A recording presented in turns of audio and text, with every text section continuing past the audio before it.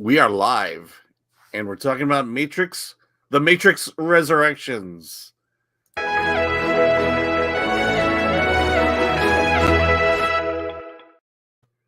All right, let's get into this. Okay, so Alan, you actually saw it in a theater. Yes. So Yeah, it's funny. I'll just give my quick. I think Sure. lead in, but I saw it with a bunch of critics at IMAX. Saw it on a nice big IMAX screen, and afterwards I liked it. And but the sense I got going out with all the other critics was I think I'm the only one in the room who liked it. How many people were in the room? Because I've been to that screening room. Probably 200 people. About 200 people. Okay, Yeah. okay. So it was full. It was full. It was probably 75% full. Got it. Okay, so you saw it in the theater, and then you watched it again last night. Yes. And you still liked it? I still liked it. You know, but there's a lot of qualifications got to make on that. But yeah, it sounds like you had a different experience than I did. Okay, but let's tell me, and please explain to me why you like it, because I don't think why I liked it. I don't think anyone with eyes that could be shoved into a VR helmet could have liked that movie. That's my opinion. And Alan, I say I love your reviews of indie films, but your mainstream movie reviews I almost always disagree with, which makes it a lot of fun. Well, we chat like with you, but all right. Yeah. Well, okay. To me, wait, what movie are we reviewing? Is there a Chiron? Oh yeah, we are down reviewing. There? We are reviewing the Matrix Resurrections. All right, here we go. All right. Hey, I'll be. There's a lot of cringy things in it that I saw, but what I liked about the movie was the story. In terms of, I think the issue with a lot of people will be, the movie's not groundbreaking at all in terms of visuals. It's exactly the same. We've seen it all before. Other movies have elevated the technology. But to me, what I liked about the Matrix Resurrections was the story itself. Can I put a pause in there, and I'm going to rebut everything that you say. Okay. Everything that you say about this movie. Let's talk about the thing that made the original Matrix so incredible in 1999 was the groundbreaking effects, right? They were groundbreaking. The bullet time, which we'd never seen done in a film before, very original technique. It was stylistic in the sense that it felt like a comic book. In fact, if you look up, there is a litigation that suggests that it may have been based on a comic book written by somebody else, and the results of that, I'm not exactly sure how much of that is public, but it was very comic book inspired, and the action was amazing. The action in this movie is so generic, it's almost offensive. It's a generic in the sense that like this could have been a made for cable movie or like a basic Netflix movie where they kind of put it out and it's just okay. And here's the way I'll describe it is, if you've ever been to a theme park and they do like an action show, it's like the Miami Vice stunt show, or it's the Battlestar Galactica stunt show. That is the level of action in this. The level of action is like compared to what the Matrix, the standard that was set by the Matrix. And as much as like a lot of people like to shit on the Matrix 2 and 3, I look back on those and there's a lot more in those films, and at the very least the action sequences in Matrix Reloaded and Matrix Revolutions, those action sequences are pretty incredible, right? With those big, the big mech things that the sort of, I mean, Sigourney Weaver had a better one, I thought, but in Revolutions, and then the car chase scene in Reloaded, there's really amazing stuff, as well as like the philosophy woven in a way that like that was made it palatable, right? Like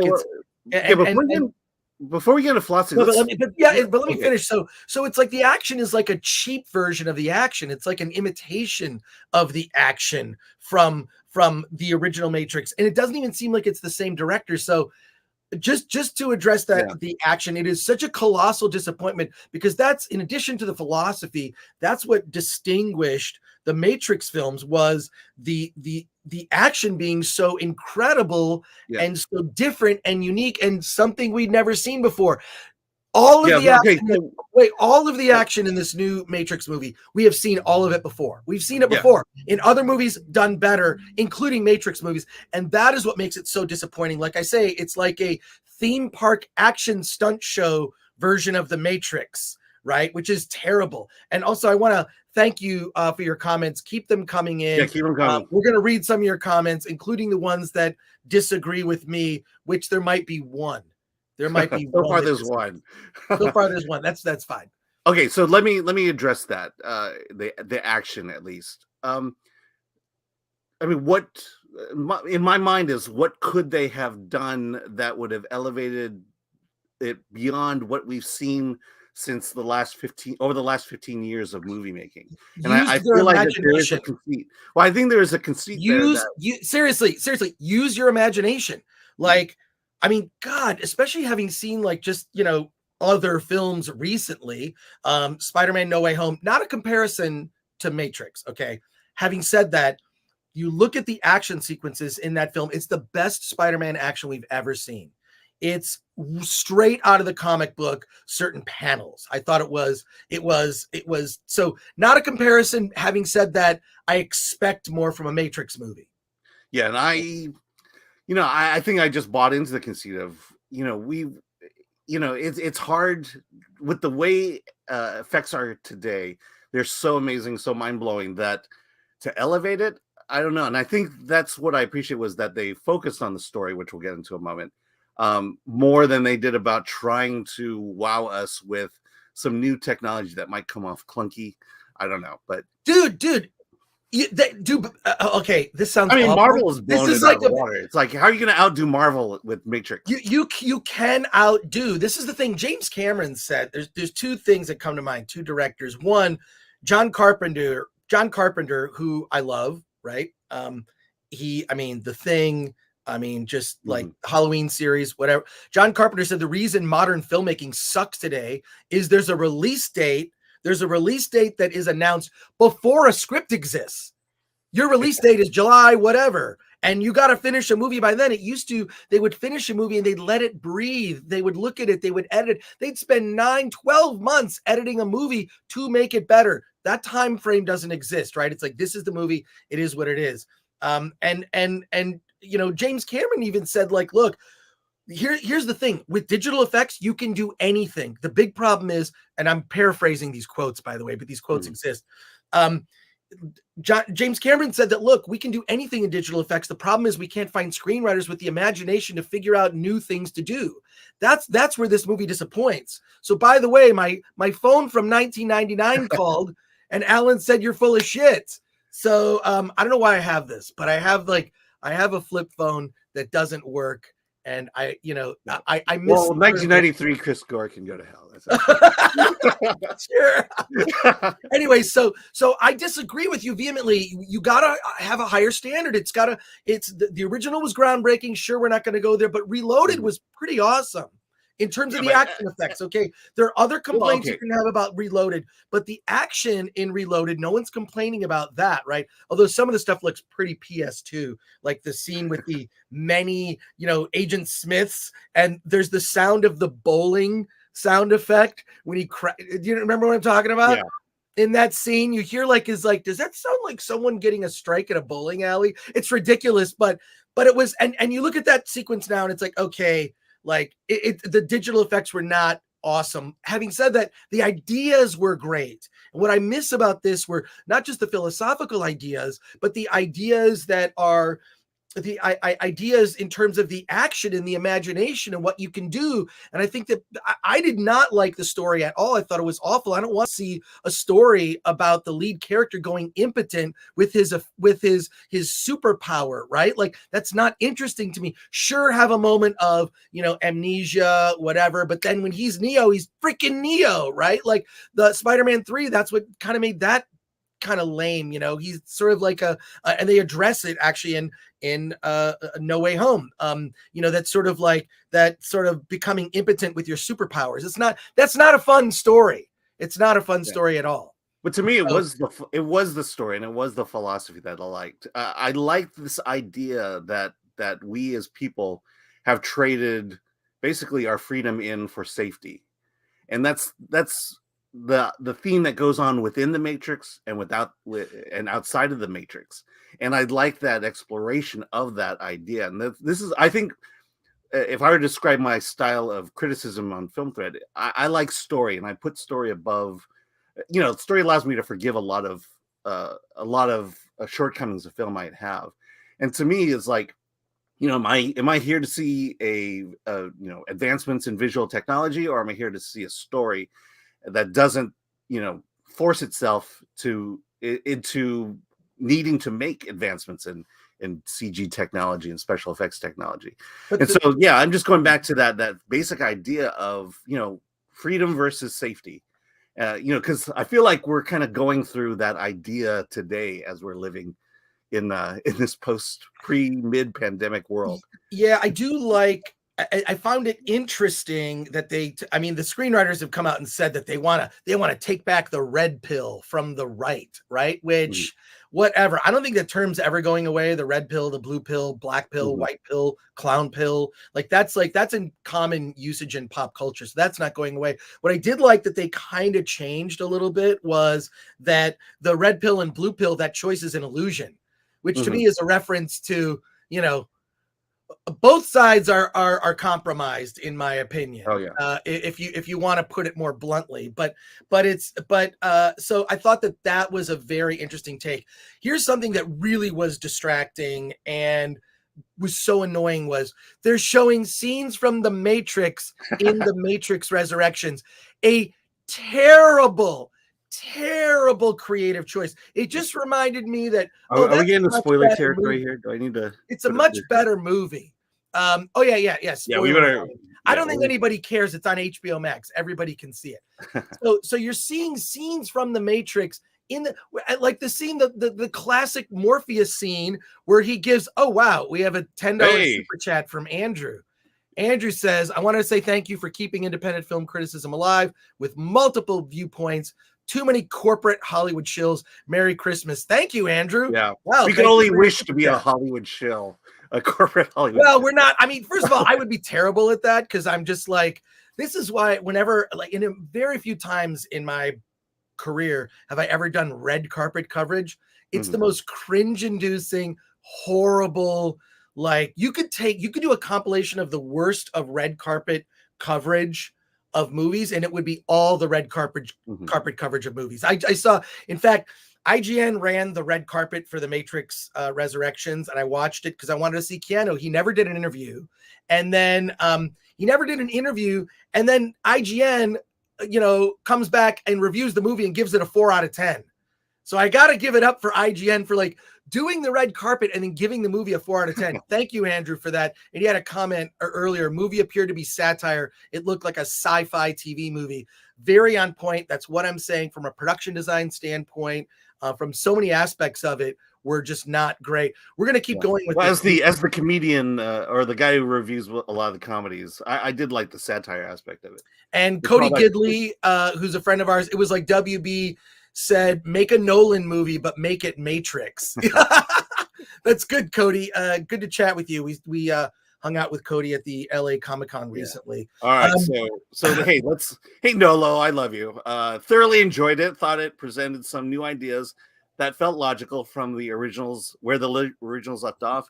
The action left some to be desired, but the plot was really what made the movie for me. Exactly my point. And we have our first person banned from Nolo. I'm very sorry. No, Nolo. I will say, look, one of the moments that I thought, if you look at the X-Men movies, especially with James McAvoy, this is Professor X's power.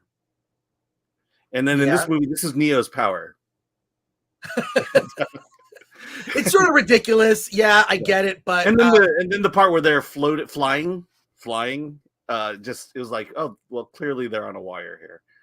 Well, look, that thing was so distracting. And the other thing is, let's talk about casting, right? Okay, they recast Morpheus. The new characters don't mind the new characters. The blue-haired girl, she wasn't terrible. I thought she was fine. Yeah. She did Matrixy stuff, which is sort of like using the space and doing a little parkour, kung fu action. She was fine. Recasting Morpheus was a big mistake. That, you know, Lawrence Fishburne has a gravitas. That's, I think, was missing from the movie. Mm-hmm. The movie was gravitas. The new characters were fine. They just weren't as memorable as if you go back and watch the original Matrix. So many of those characters are memorable. I mean, I even remember the one guy who was basically the skinny kid who basically said, "Hey, I could give, you know, I can get you some basically porn related things." And he shows up in Star Wars Episode 2 selling death sticks. Would you like some death sticks? So I remember him. He's like the skinny, gangly kid, and he was awesome. We have another super chat. Let me throw that up there. How about I'll do it? Yeah, you do it. All right. Okay, cool. Valiant Renegade says, first time catching a Film Threat live show. Hail Chris and Alan. Oh, thank you. Great. You got half of that right. Hail Chris. Thank you. I tease Alan. Alan knows I love him. So well, no, you just. No, I appreciate about you. You're the same on screen as you are behind the scenes. So yeah, no, I just that is my job to sort of I'm all about the bad dad jokes. Thank you, Valiant Renegade. We're going to be doing more of these live streams for when movies come out. So thank you for joining us, and we appreciate it. If people have any questions, throw your questions in, super chat, super stickers, all that stuff. I don't know. By the way, I have no idea how this works. Yeah. So yeah, it just happened. I've only been active on YouTube maybe the last year. So if I don't know what I'm doing and you have any tips, YouTube tips, I do appreciate that. Lindsay, the cynical geek, says the first Matrix is what counts. The sequels are irrelevant, in my opinion. Yeah. I mean, I agree. Honestly, after the first Matrix, I was happy, and I didn't need any sequels after that. Well, first of all, yeah, I agree. The cartoons, the animation, the television stuff, I'm okay with, but the Animatrix was kind of cool. But what I thought, where I thought things were going with the original. This is after the original came out in '99. You know, when we had cell phones like this. That was the Matrix 1999. I thought that the sequels were going to lead to Neo becoming something of a Superman-like god on within the Matrix, that would have the mission being to take out all the different agents and additionally wake people up, right? Wake people up. So there you go. We need some moderators, I think, on our chat, because I actually see this is how good we're going. We're getting spam now. We're getting spam. Is that a good thing? I don't know. We're gonna continue with our discussion. That referencing the older movies was awful, and the casting just. Why is Lawrence Fishburne not in this movie? Is it a contractual thing? And it felt like, from a budget standpoint, that the money was really not spent, right? Like they must have come to them and said, "Look, we're gonna make the Matrix 4, but it's for this amount of money. Can you do it?" And it did feel anemic budget-wise. What are your thoughts, Alan? Well, I mean, I hate to say it, but part of me feels like it was age too. That Lawrence Fishburne was not the Lawrence Fishburne of back then, as much as Keanu is. William Shatner went to outer space. He's 90. I mean, like, I know. And also, but we're talking about Hollywood. We're talking about Hollywood. F Hollywood. I know, but you asked me why, and I'm telling you why. No, well, let me dispel that right now. I'm gonna dispel it right now. Star Trek 2, Star Trek 3, Star Trek 4, Star Trek 5, and Star Trek 6 featured a aged class. We're talking Star Trek AARP is what they could call that series, right? And it was great, which is why, my argument's always been, and there are other videos on other YouTube channels, Film Courage, where you can see me ranting about why Han, Luke, and Leia were not reunited, at least in the very first Star Wars sequel, The Force Awakens, which will go down in history as one of the most colossal mistakes in cinematic history, was not reuniting the trio of Han, Luke, and Leia in that first film. I mean, can you imagine if they made this Matrix movie and Carrie-Anne Moss and Keanu Reeves, Neo and Trinity did not meet? I mean, that would be stupid, right? Like that's something that you have to have. So the movie was all about them meeting, which is. Look, Lawrence Fishburne should have been in it. And then the other thing is they bring in, God, why am I spacing? The actress who plays Niobe, right? Oh, Jada Pinkett Smith. Jada Pinkett Smith. They bring her on. And in real life, she's stunning. I mean, she's gorgeous, right? I saw her on the red carpet. She had this ridiculous dress. I don't know why I'm talking about the red carpet.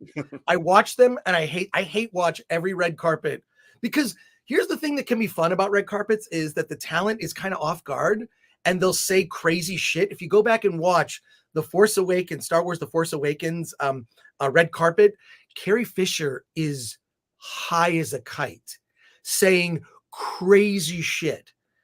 And you got to go back and watch that, because it's like you'll see the actors they're not coached. It's not in an environment that's, you know, controlled. So they'll say insane things sometimes. So Jada Pinkett Smith was on the red carpet. She looks gorgeous. They put her in the movie and they put all this old age makeup on her. Not only does the makeup terrible, right, which isn't consistent with a better Wachowski movie, Cloud Atlas. We could talk about that. She's in so much of the movie. Like, it would have been great if she had like one scene, right? Like, let's give Jada Pinkett Smith, Niobe, like one scene, like, oh, it's Niobe. She's sort of passing on some sage advice, but she's in so much of the movie, and in the worst kind of scene ever in a sci-fi movie. Can I tell you what that is? What? The council scene. Well, we're having this is a pet peeve of mine of all genre movies, is when they have councils. Well, the council says you'll never see a best of the Galactic Council meetings from films, because they're all terrible.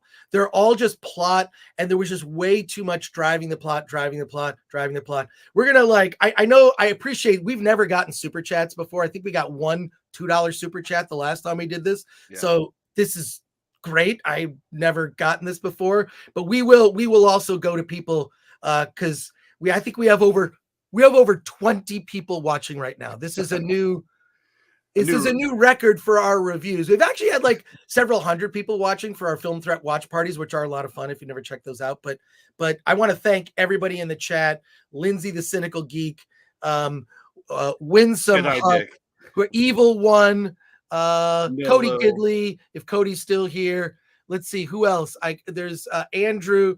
Appreciate and thank you for that super chat from earlier.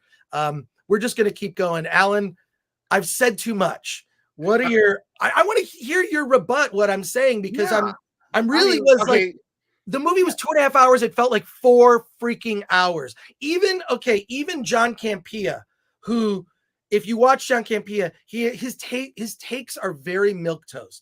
He's very general. You know, he likes most everything.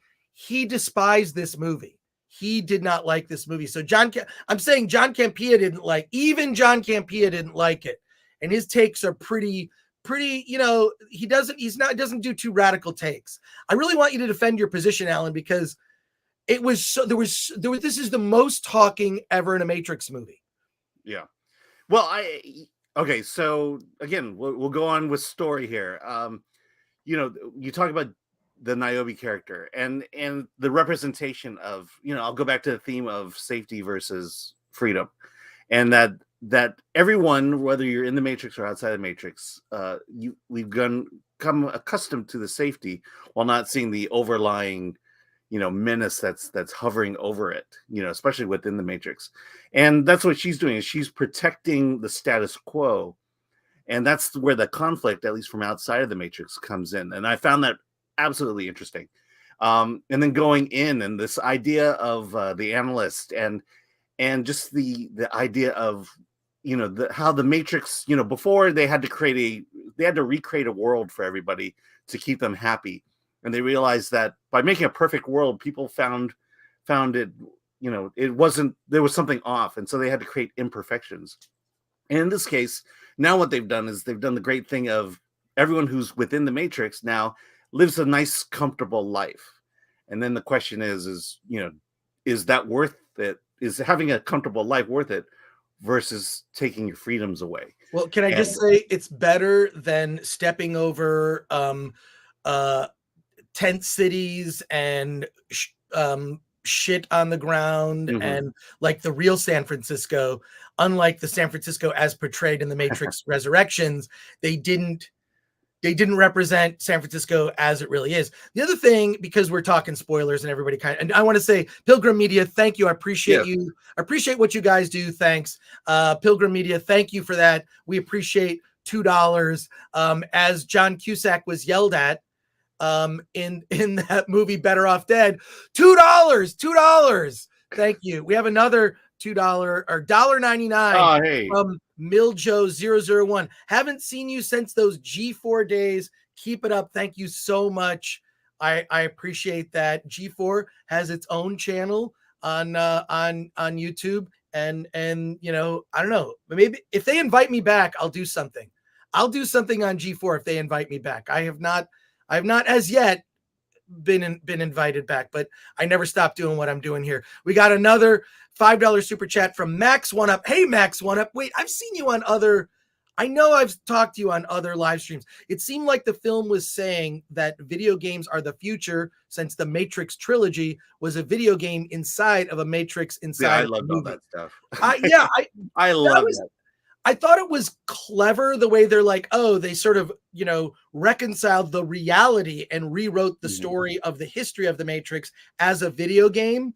But that got old really quick because they dragged that idea on. They even had like that montage where they're doing like a pitch meeting for the Matrix. Oh, it's got to be bullet time. And they just called out everything. I feel like the script to me felt like a first draft.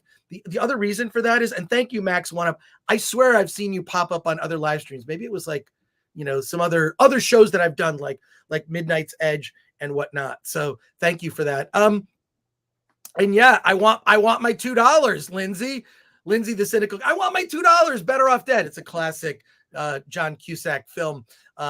So this other thing is that Carrie-Anne Moss's character Trinity has this turn at the very end, right? She has this turn where she's got a family, right? 2 kids and a husband, Chad. Kind of on the nose, right? Like Chad. His name is Chad. And she's Tiffany. Right. Tiff for short. Tiff. Which anyone that you know deals with Photoshop, Tiff is kind of it's a term. I'm surprised his name wasn't GIF. GIF and Tiff. That would have been okay. That's terrible. But like they were, to me, obviously they were her caretakers, the ones kind of keeping her in line, right? Just like Neo's analyst. But her turn was too quick. It was too quick, right? She just immediately was like, no, F this, my kids and whatever. So obviously, whether it was real or not, she had a fake history with the husband, a fake history with the kids, and lived a, you know, meta life with them. For her to turn so quickly in the motorcycle shop, I mean, I actually thought that why didn't they just make her a lesbian? She sort of came off. I sort of got like lesbian vibes, which who cares, right? But like she just sort of had that the way that they dressed her and everything. But whatever, you know, like what were your thoughts on that, Alan? Did that turn not feel? It felt inauthentic to me. It didn't feel earned. Yeah, I mean. This is our conversation. Is like you're wrong, I'm right. I'm not saying. I'm saying defend your position. Yeah, no, I think it was important to. I mean, what I liked, I do like the fact that she held on as long as she did. That this life of hers is what she wanted, and then the realization. But yeah, I think it was quick. I kind of had the idea of what flipped the switch, but I don't think that was made strong enough. It wasn't made strong enough. It was really like you knew it was coming though, but yeah, it was going to come, but at least earn it, you know, at least like show me that, like, you know, she figured it out. I mean, Neo, we see this whole thing where he's going through a transformation. Is this real? What's going on? I'm taking blue pills every day. You see a montage of his life. He's on the treadmill, you know, which is kind of like the hamster wheel of his life, right? It's this sameness. Almost felt like that montage, which included the pitch of the new Matrix video game. It kind of felt like Groundhog's Day, right? Yeah. They were trying to give a Groundhog's Day aspect. And if you're watching, listening to this, whatever, below it says support Film Threat. Visit our shop at shop.filmthreat.com. Look, you're not going to get anything before the holidays, but if you want this kind of Fight Club inspired Film Threat shirt, or we have other shirts. There's a lot of cool shirts there in our shop. You check it out. Oh, wait. Nola says the idea that Neo, Trinity were two halves of the one the whole time was cool. The idea that the machines go into civil war after revolutions was also cool. Some want peace, others want control. That would have been great. Nola, I agree with you. Those are cool ideas, but they were ideas that were merely spoken, not shown. And I gotta say, hey, my buddy Ryan Cannell is here. I gotta say, hey, RK Outpost, and as Ryan says at the end of every one of his videos, shit this video out there. He says, that's what he says at the end. I'm busting his balls a little here. They were trying to be, look how meta and aware we are, to then excuse all of their lazy writing. That can work in a movie that isn't serious like 22 Jump Street, not here. 100% agree. Alan, what do you think of Ryan Cannell's comment? I mean, this is what it was like. What you didn't like, I liked. I mean, I did like the meta. I did like this self-awareness. This is probably one of the most self-aware sequels you're gonna find out there. The fact that they would venture out and call Warner Brothers an evil corporation, that's, to me, that was all great. I love that. Well, at least they got something right. Yeah, Warner Brothers is an evil corporation. I have things to say about that one. But, I mean, thank you, Ryan, for that comment. We wouldn't have a DVD industry if it wasn't for Warner Brothers. I will say. Well, at this point, yeah. Wait, we have a super chat, $2. Yes. How would you rank the 4 Matrix movies? That's easy. 1, 4, 2, 3. It's easy. It's 1, 2, 3, 4. Literally 1, 2, 3, 4. And even better, how about just 1 and you're good? Yeah, that's what I'm saying. Oh, wait. I could have just lived with 1. I could wait. I've been waiting to say this. I've been waiting to say this for a while. George Molo with a $49.99 super chat. George, wow. Love what you do. All hail the amazing Chris Gore. How can I argue with that? And the insightful and exhilarating silver screen, fun-fueled ride that is Film Threat. Wow. First of all, George writes super chats like they're poetry. It's poetic, filled with rhymes and alliteration. I'm such a big fan of alliteration. Bring back alliteration. Wow, George, thank you. Did not expect that. $49.99. That is awesome. Thank you. Great. Alan, I this is weird. It's almost like we're just like the opposites on this thing. Like everything you liked about it, I really just and at the end, dude, I was watching it last night because I knew we were gonna talk about it. I'm watching it and I'm just like, there are parts where I'm just like, I'm going to fall asleep. I have to and Lindsay repeats what I say, George. Love that. But what I don't know, man. It's really, to me, they made this to make money because Hollywood is out of ideas because we're at this point where, originality is so scarce. And even like Spider-Man No Way Home, which I loved and I thought it's the best Marvel movie it's the best Marvel movie since Infinity War. It's a buildup of 20 years of Spider-Man on film lore, actually longer than that if you include Nicholas Hammond from the 70s, right? I don't know if you noticed at the very end, this is not a big spoiler. It's more of an Easter egg for Spider-Man No Way Home. At the very end, MJ is in the donut shop. There's this guy she's talking to, this older gentleman. It's Nicholas Hammond from the 1970s Spider-Man TV show, which I watched when I was a kid, which explains my hair. So there you are. Thanks. And I'm just going to put up all of the ones that say nice things about me. Hans Eucher, love Chris. Thank you, sir. Sir and or Hans, or I don't know. I'm just making an assumption there. And George Molo, all hail, loving that. The first 25 minutes were Hollywood sucking itself off as a joke. See, CR3PO gets it. CR3PO gets it. I'm with you, CR3PO. Evil One again says, oh man, can't believe this Matrix movie is that bad. I'll just rewatch the last 2 I can barely get through. Lol. Well, I agree. Alan, you're going to have to really defend your position here. I know. Well, here, let's pull up Nolo here. Hey, the game was just a free tech demo. It's not the full game. I don't know what that refers to. And then Nolo also says they were actually pretty fun, though. A little bit messy, but fun. I mean, I'll agree it's not a perfect movie. It is messy, but I had a good time.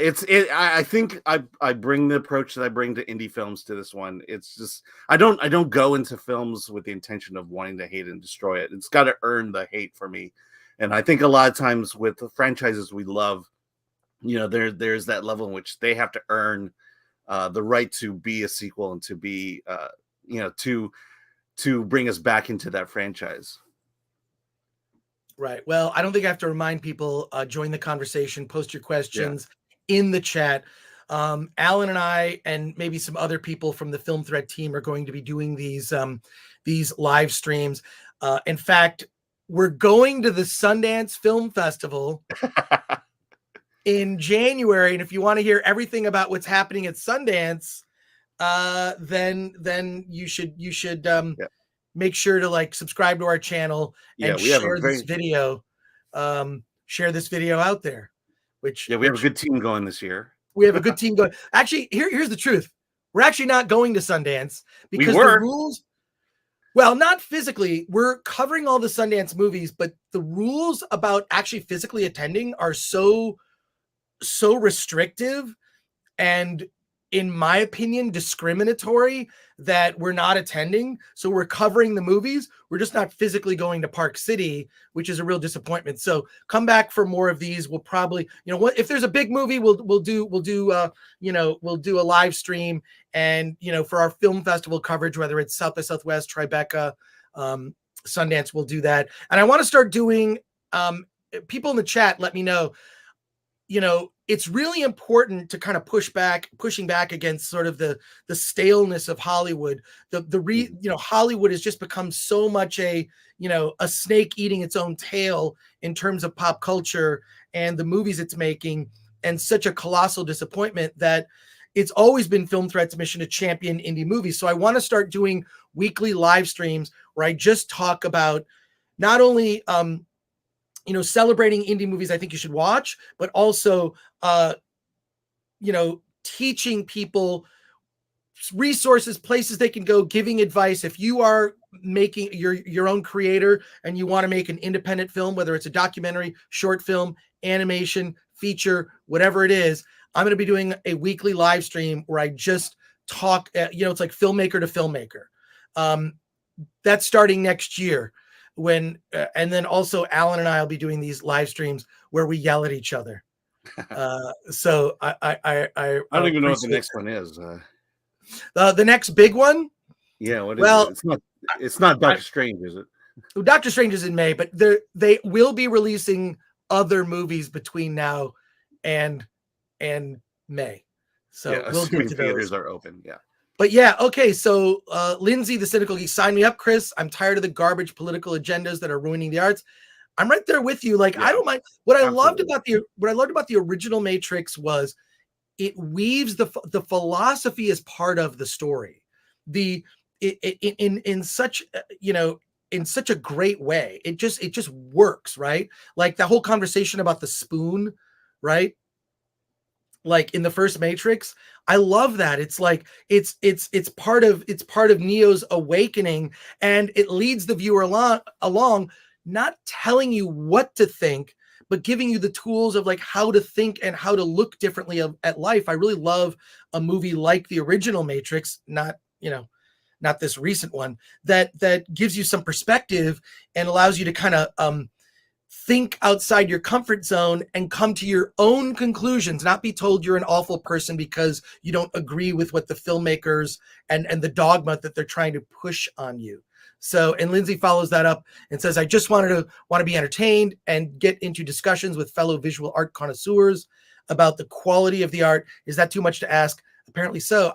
Lindsay, I agree with you. I think that there are more subtle ways of leading someone to open their mind, not to tell them what to think, but to open their mind. There's you can look this up, and you could never put this in a movie again. The movie Field of Dreams. There's a speech at like a PTA meeting about and it's what's her name? Holly, I forget the actress's name. Not Holly. I forget the actor. Is it? It might be. Anyways, yeah. So the actress in it gives this speech about censorship and freedom of speech. And you can actually look up freedom of speech, Field of Dreams. Look that up. It's a 3-minute scene.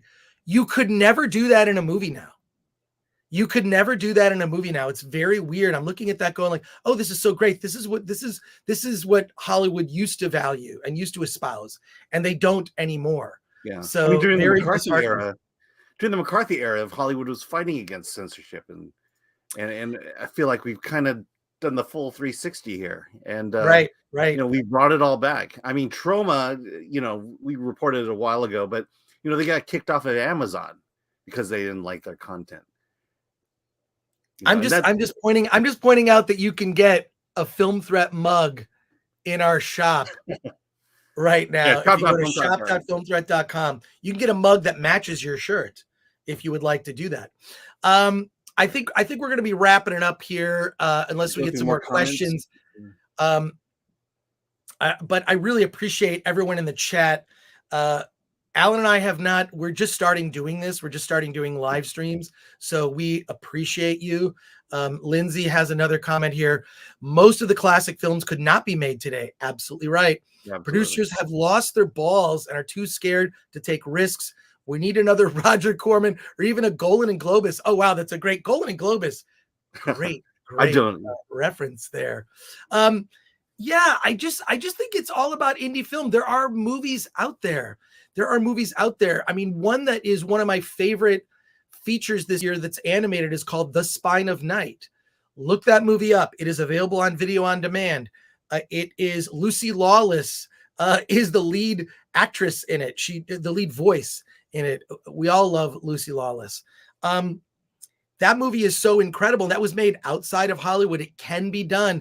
And I want to encourage that more, looking back, if you look at the people that really disrupted Hollywood, it was independent filmmakers. George Lucasfilm is an independent company that made movies that then were distributed by the major studios. Okay. Now the major studios, 20th Century Fox funded Star Wars and gave George Lucas $10 million to make it back in 1976. And then it was released in 77.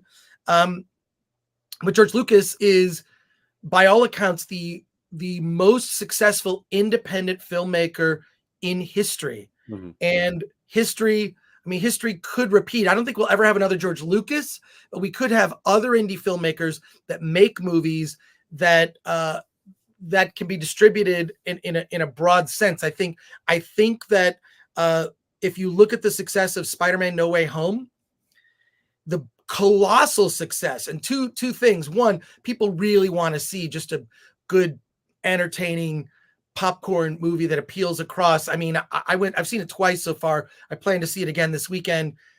It's for kids and adults, and it is a broad appeal, right? And it hit everybody, right? It just, and the theaters were packed. I saw it both in Los Angeles and in San Diego at a meetup of nerds with Gary Beekler of Nerdrotic, and it was theater packed. And not just that theater, all the theaters were packed, lines out the door. People are ready to get back to the movies and get back to real life. And you serve up a movie like Spider-Man No Way Home and people will flock to the theater.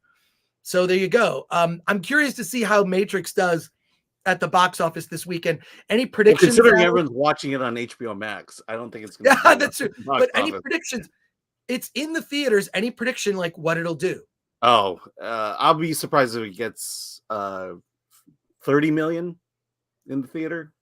I think it's just with the current lockdown, lower, so to speak. Yeah, lower. I don't want to say I think it's going to do 10. 10. I don't know if it'll do 10.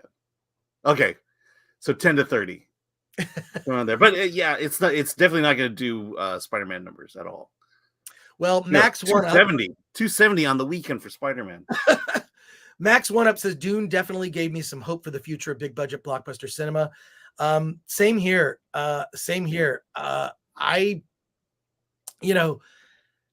Dune. I mean, also I am biased. You should not listen to my Dune review. I love Dune. It's a book I read when I was 14. I've read it, 5 times total since.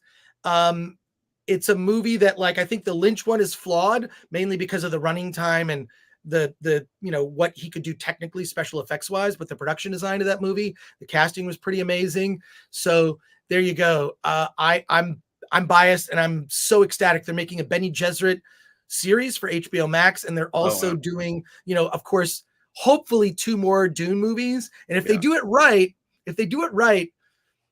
the second movie is going to feel like this big win, like Return of the Jedi, and the third movie is like Revenge of the Sith times 100. It's pretty freaking dark if you've read the books.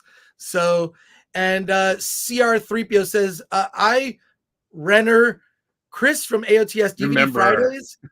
I remember. Oh yeah, DVD. Well, DVD Tuesday, but DVD Tuesday. Yeah, I mean, DVDs aren't so much a thing, but I would. You know what I'm gonna do? I'm gonna throw out a DVD recommendation because I actually have some DVDs sitting on my shelf over here. All right. Before we wrap it up, but I want to say thank you to the chat. We're gonna be doing these more often. We're gonna go. We're gonna go about an hour, and then I'm gonna. I don't know. I've seen some of these, like the people who are really good at this, which I don't count myself among that group. They'll do like 3, 4, 5 hour live streams.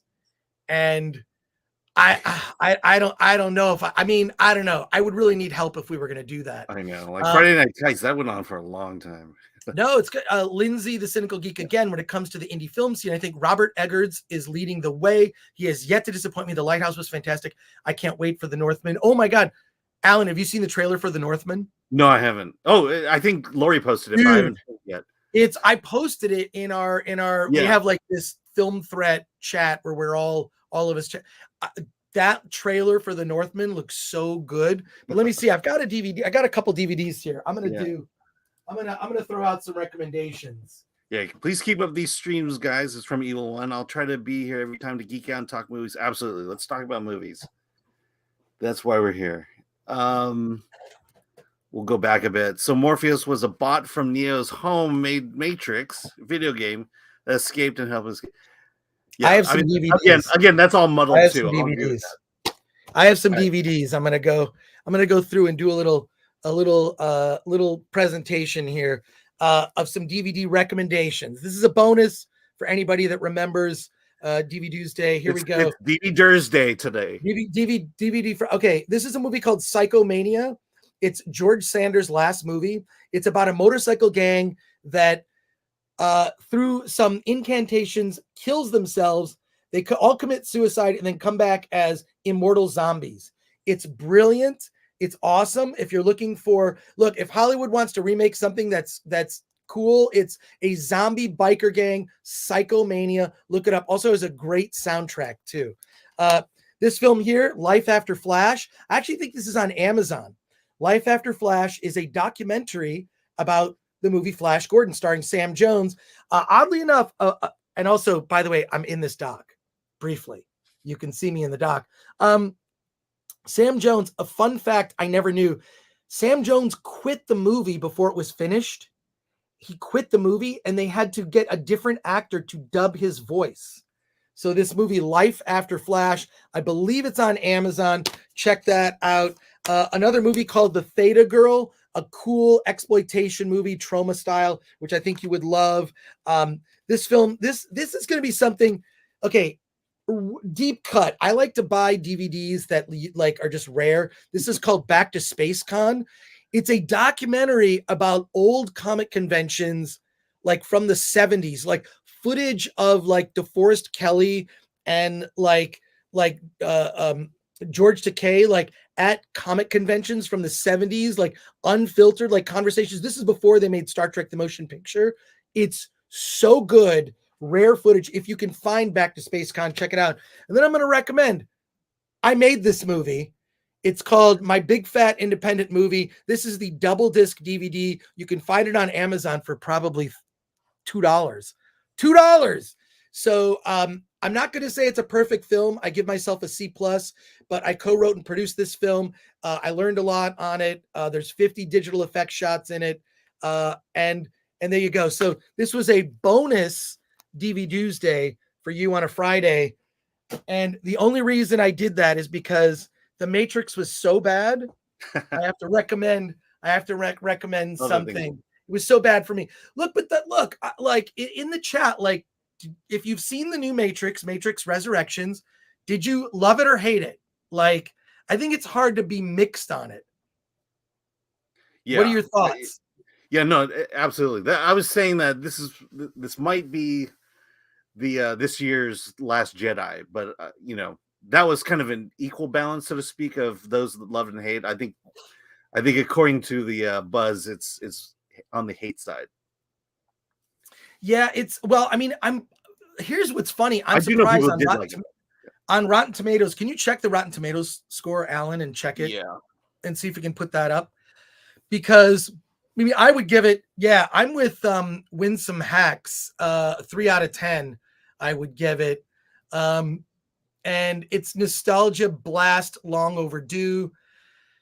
Yeah, but it's like, is it like it's always has there been a sequel that there's so much time passed? It seems like if a certain amount of time passed, it's too late.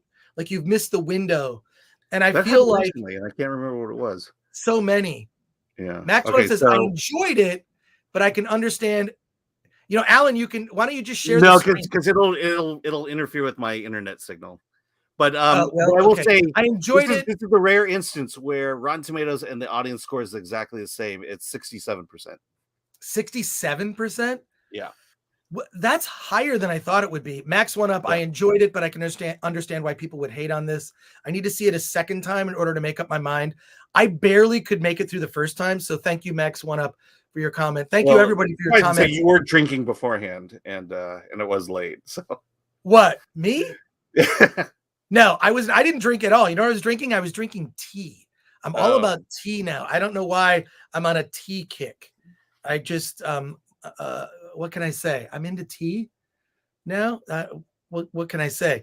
Yeah, I don't know, man. Like, I mean, I guess I'll watch it once more, but like, it really was frustrating. I'm all in. Keanu Reeves. I mean, come on, he's back. Carrie-Anne Moss. Carrie-Anne Moss looks awesome to me, right? Like, you know, I think she's hot, right? She can pull it off, which, you know, kudos to her. Like, just she's great. But like, there's just so many things about, and it just dragged. So that opening scene where they're revisiting the opening scene of the original Matrix, was that where you got turned off, or where was the point where it was the scenes where they're showing the original Matrix, that really bothered me because I found it distracting. The fact that they were doing a meta version, it was like the opening scene is like, it was like two new characters watching the original movie, commenting on it, and then going in it like they could enter it like a multiplayer game. And I thought it was lame. And Lindsay, the cynical geek, fellow tea drinking snob here. There you go. I drink a caffeinated tea in the morning, and I changed from coffee. I still love coffee, but now I'm on this caffeinated tea kick. And CR3PO has the best comment. Chris Gore rocks. Cool. I'll take it. Will they do another? I predict they will not. Yeah. I predict they're not going to do it. What do you say, Alan? It ended the exact same way the first one ended, and I still felt the same way. To me, the story's done. I don't think I need a sequel to ruin the experience of the. Oh, right. Cody mentioned something. They got the Frenchman for 2 shots. He's in it, I think, for a little bit more than 2 shots. But the Frenchman, he's like homeless version. I had to like listen to his voice. I'm like, why is that? Oh yeah, from Reloaded. And he's basically, it's like he's living on the streets of San Francisco in a tent. That's what he looks like now. And it's like, it's pretty awful. And then let's see, Evil One. This one definitely sounds like a rental. Oh, well, if you subscribe to HBO Max, it practically is. Yeah. No kidding. Well, an expensive rental, right? $15. But you get Dune. I want to wrap it up. Well, at least Dune, right? The 2 positives for me this year were Dune and Spider-Man No Way Home. Yeah. The Suicide Squad, also James Gunn. Yes. That's kind of my highlights of the year, at least for mainstream movies. When it comes to indie movies, We're going to get to that list soon. Yeah. But if I have to give one recommendation, which I think everyone would love, it's The Spine of Night, which is an incredible animated movie, unlike anything. And by the a warning on The Spine of Night. It's like a heavy metal comic book brought to life. Graphic violence, like people being chopped in half, limbs being chopped, very graphic, gory. Also, lots of full frontal nudity, both male and female. But it's a cartoon, right? So, and it's done rotoscope. So you know that they filmed it and then animated over it. So there's a realism, like the old heavy metal film. Well, yeah, like the heavy metal film, which is awesome. The heavy metal anthology movie, the first one, the second one I did not love so much, but let me add to your list the Beta Test and Donnie's Bar Mitzvah. Those are yes, Donnie's Bar Mitzvah, probably one of the best indie comedies of the year. Absolutely. Incredibly inappropriate, Donnie's Bar Mitzvah. Oh, like inappropriate. You're like, oh my god, there's humor about a certain racial group there. I'm not even gonna point out. I'll let Alan comment on that. Are you talking the racial group in the title? No. Okay. Nolo says the idea he made Morpheus Smith in game as representation of the two halves that made him Neo was sick. Just keep running the modal so that Morpheus would come wake him up. Yeah, I mean, I'm not going to deny that there weren't good ideas in it. I just thought that they weren't executed well, and the ideas need to be organic to the story. And I felt like the movie would stop, have conversations, and there'd be some cool ideas in the conversations, like scenes where characters are literally sitting and just talking, and then there was no tension, and then they would just go fight, and all the fights seemed kind of pointless and meaningless. So, but Nolo, I respect your comment. I mean, and I'll respect your comment whether I agree with it or not. I'll just state my position. But yeah, I felt that the action was so lackluster, and it was not groundbreaking at all. It wasn't groundbreaking, and Inception. It should have been groundbreaking. Yeah, it should have been groundbreaking. Or should it? It should. Lindsay, thank you, Lindsay, for your comment. And people in the chat are speaking. Yes, I'm more of an unsweetened black iced tea drinker, but I do love hot tea on a cold day, especially Earl Grey or chai. Oh, chai latte. Who doesn't love it? What's that? I'm just saying, I'm total Asian. Just a simple green or black tea. That's my jam. Well, there you go. Yeah. And we're gonna wrap it up here soon. My grandmother's. CR3PO, it seems like a waste of talent. The Frenchman was completely uncalled for and annoying. I'm with you. It was a weird callback, but like then it's like he's not. Yeah, you didn't catch it, and you've seen it twice.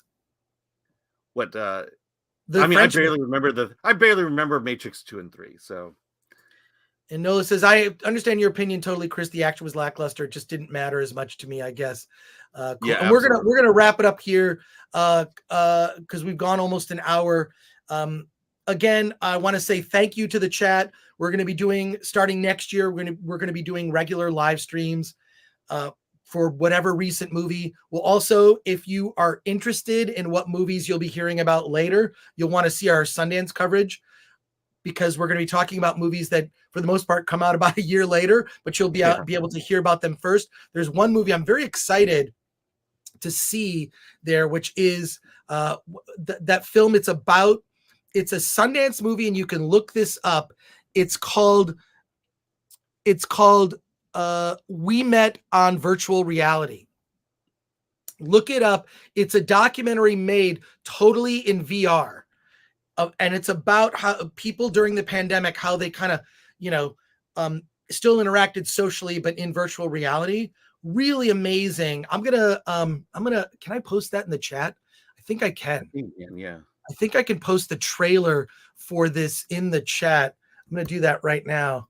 I think what I appreciate about Sundance, the thing I appreciate about Sundance during the pandemic is it's the fact that, a lot of the big studio films were cast aside, and we do truly have independent films, and a lot of remarkable ones that you're seeing now coming out in theaters now. Exactly. So what Sundance will do is these movies come out. It's sort of Sundance is kind of a backdoor market for independent film. So you take your movie, your independent movie there. There are buyers and distributors there, and they purchase the movie, whether it's on Netflix, Amazon, Apple TV, whatever. They buy the films or Fox Searchlight, A24. Yeah. So they go there, they buy the movies, and then they distribute the movie. So you'll hear about the movie a year later. It might even play the festival circuit a little longer and do South by Southwest or Tribeca and Film Threat. We attend those film festivals. But this one in particular, we met in virtual reality. Looks like it's a doc that immediately got my attention because we've been doing these events in Second Life, which if you haven't been to one of the Film Threat Second Life events, just look up hashtag Film Threat Second Life on Twitter and check it out, or follow us. You can follow us on all the socials. I'm going to take us out, Alan, and say, hey, follow us. We're Film Threat on everything: Twitter, Facebook, Instagram. Alan, where can people find you? You find me all over the place at Film Threat. Also on Twitter at mypal_Al. And also, you can contact either Alan and I. If you go to filmthreat.com/contact, that goes to us. I know, we actually answer these things. We will answer your emails. I'll say, like, I wrote this essay about how to write a book. If you want the essay, I will send it to you. It's a PDF, and it's like, I've written several books. Do you want to know how to write a book? This essay tells you how to do that, at least a nonfiction book. And there are other resources that I'll send out if you're trying to crowdfund your movie. It's not written by me, but it's written by two friends of mine who are filmmakers. They did a whole essay about, best advice for crowdfunding to raise money for an independent film. So I'll send you that if you mention it. But that's an easy way to contact us. And if you want your film reviewed on Film Threat, go to filmthreat.com. There's a little button that says submit. Send us your movie. We will review anything. I mean, we reviewed The Matrix Resurrections. What does that tell you? And also, and if you are eligible for award this. Yeah, if your movie is reviewed on Film Threat and available in commercial release, it has to be available in commercial release. You are eligible to be nominated for our annual award show, Award This, and we are doing it in May of 2022. It's a little early for us to talk about it, but you can if you look up Award This Film Threat, or if you go to Film Threat, go to the Film Threat YouTube channel and look up Award This. You'll see all these videos. Earlier this year, we did our award show at a drive-in because I didn't want to deal with all the current restrictions that we're having to deal with. So we're like, screw it. We're going to do our award show at a drive-in in Orange County, which is what we did. So, but we're doing our award show in May. So check that out. Our mission is to highlight independent films. I want to thank everybody: Lindsay the Cynical Geek, Nolo, Eric K, Cody Gidley, Evil One, Max One Up, Winsome Hacks, George Molo. So many people in this chat. Thank you again. We've never gotten super chats before, so this is pretty awesome. Thank you. Have a great holiday to everyone. Happy holidays. I still got to go shopping. All right. You have no idea. Later.